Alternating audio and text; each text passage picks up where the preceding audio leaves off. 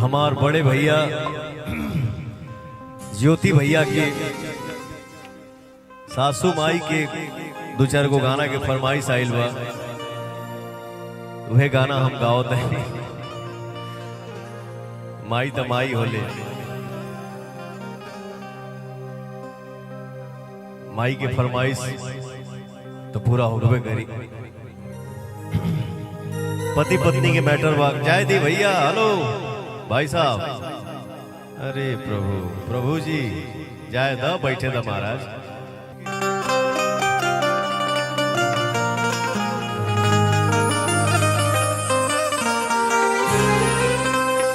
मोन हमें बांध लिया कि बिटोरा में बांध ली,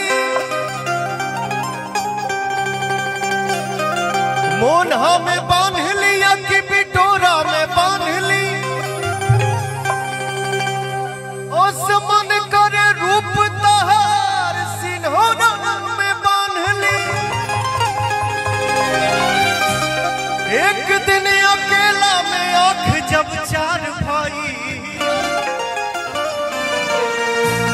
तो मन कैल की लपक के कोरा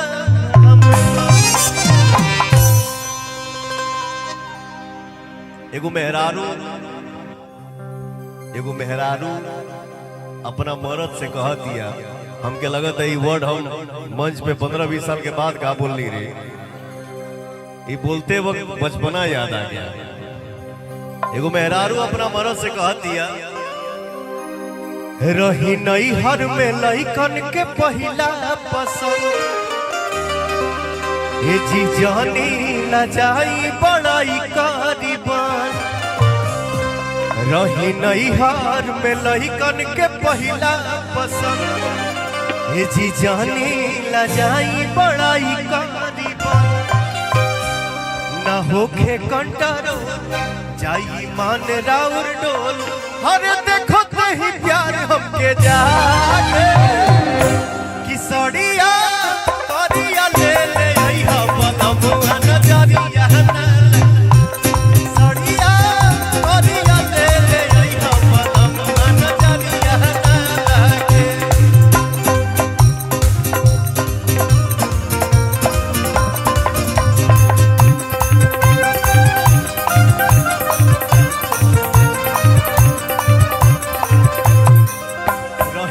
हर में लइकन के पहिला पसंद, ये जानी न जानी बड़ाई कारीबान।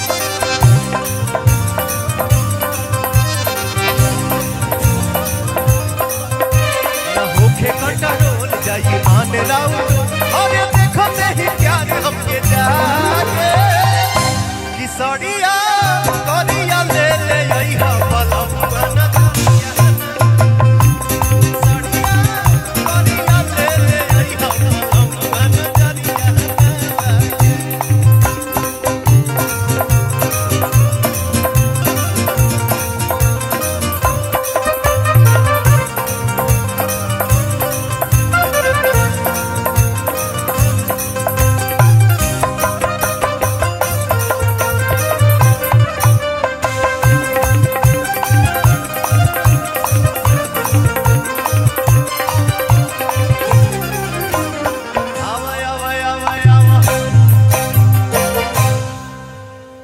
ना गाना हो गया तो अपने गाना अपने याद नहीं क्या होती, कौन कौन गाना गा देती, कौन कौन गाना गाले इतने याद बा। भाई आगे फरमाइश बा सासू माई की का फरमाइश बा।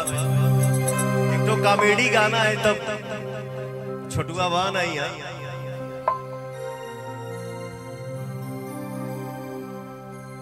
गाना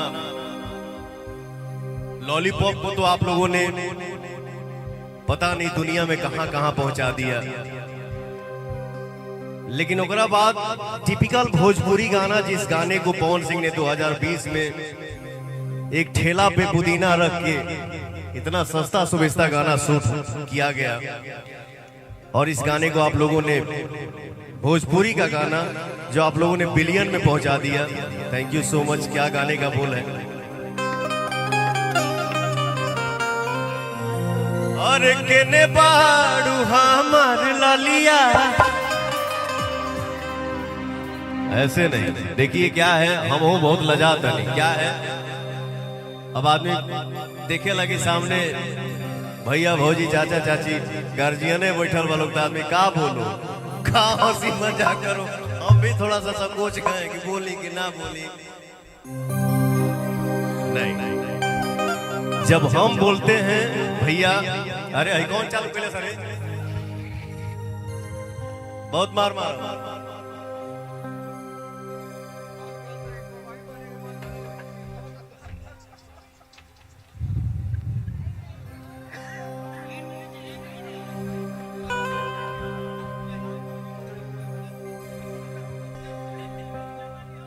हेलो। हाँ। अब प्रमिला जी आप भी आ जाएं, अच्छा लगेगा।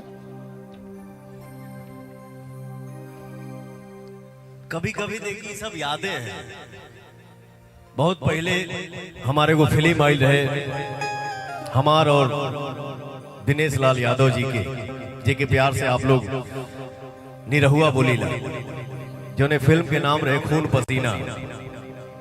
दोनों को पता नहीं है कि हम लोग भाई हैं। जब दोनों में फाइट होता है तो एक भाई पवन जो बोलता है कि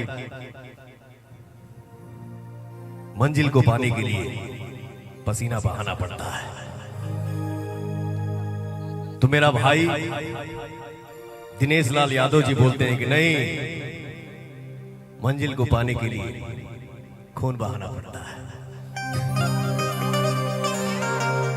लेकिन यहां हम लोग मंच पे हैं, खून मत बहाओ लोग, लेकिन पवन के साथ पसीना तो बहाओ यार। क्या हुआ? अकेले हम आए ना, गद्दारी नहीं करने का।